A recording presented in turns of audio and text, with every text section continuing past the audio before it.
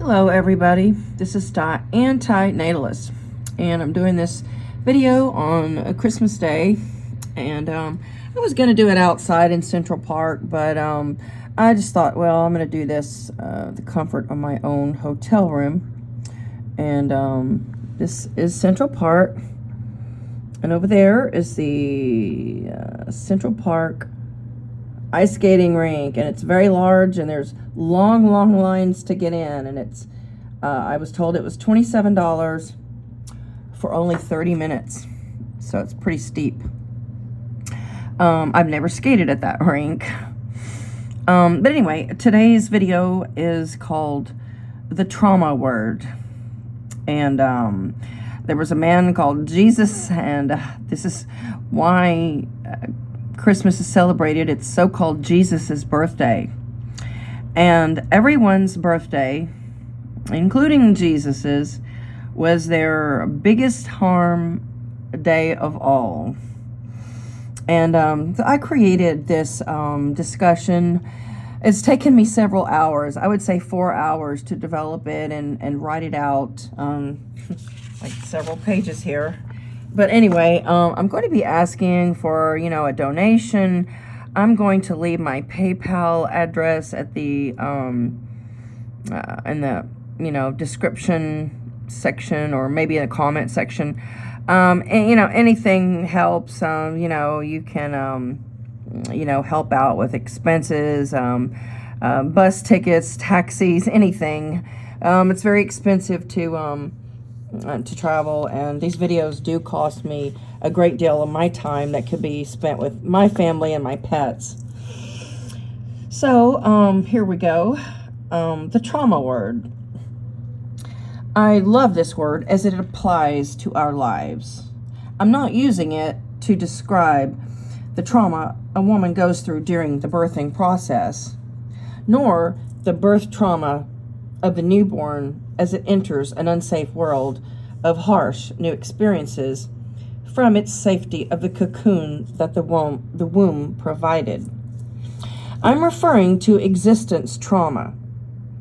Some of us will experience high levels of trauma in life. Child abuse from caregivers, rape by a non-secular authority figure, violence, starvation, failing school, getting bullied, divorce of your parents, sibling rivalry, and poverty are but some traumas we go through that shape our past. Existence trauma is far worse than the temporary birth trauma that a pregnant woman goes through, because the initiation of the trauma was by your biological parents. They chose to inflict this trauma on you. We weren't consulted, nor was our consent given to disrupt the peace of an unborn being, to force us to endure whatever comes our way. Trauma is a strong word, and it applies to all negative experiences we will endure. Will we become blind or get paralyzed? Will we flunk school or lose family members to disease, dementia, or death? Will we be orphaned? Look at everyone's life who you know well. Look at their path to destruction or downfall.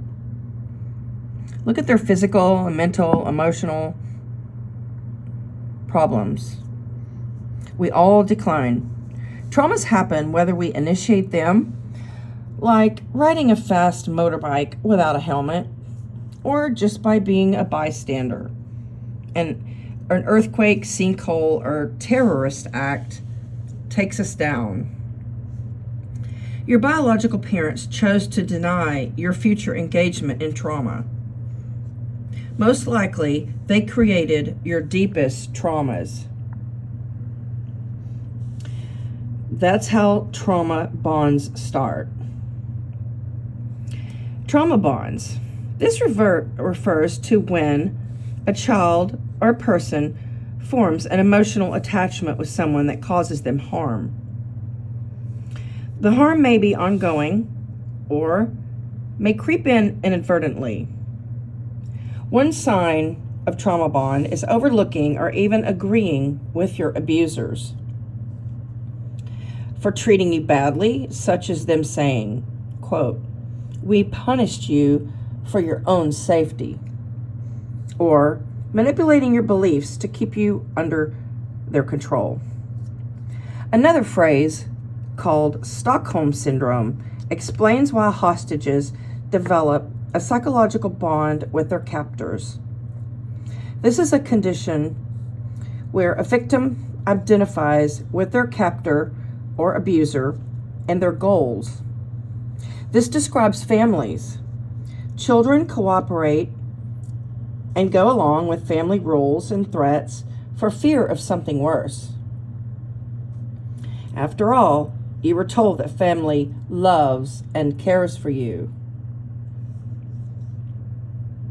Many people grow up and mature to find out that the childhood home, mom and dad, were their initial captors and abusers.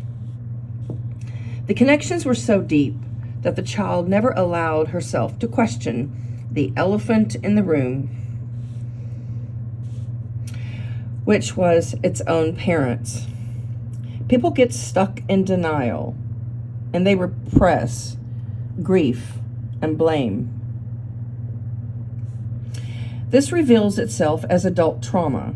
The body and mind has to do something with the abuses, and denial will not erase abuse.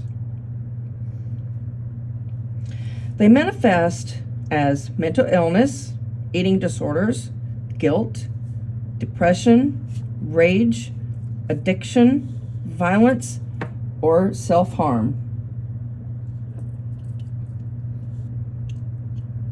Adult children of abusive households sometimes want to defend someone who others say is hurting and abuse them. Often, a child refuses to be separated from abusive parents if authorities come to rescue the child. Your parents may have been your first abusers. They had all the power and control to shape your thoughts unequivocally. It's difficult to promote antinatalism to people who defend their abusive parents. It's taboo to dislike your own parents. Even the Bible says to honor your mother and father. This is despite any abuses that they deliver to you. This verse and one of 10 commandments is further abuse and trauma to victims of existence. Question authority. That Bible verse protects all parents, so they will try to enforce it and get you to believe it all your life. No one should respect and honor an abuser. Conception and birth are prime examples of abuse that you didn't ask for or consent to. Give yourself permission to seek the truth and free yourself from this widespread practice of being a victim of procreation, worshiping a God you will never meet, and defending parents who never had your best interest at heart. They had children for their own purpose and wishes, not for your well-being. We all walk around with traumas that we cannot mend, regardless if you identify with it as such. There's only one avenue to extinguish and erase existence trauma, and that is by not reproducing. Reproduction creates people to work for you.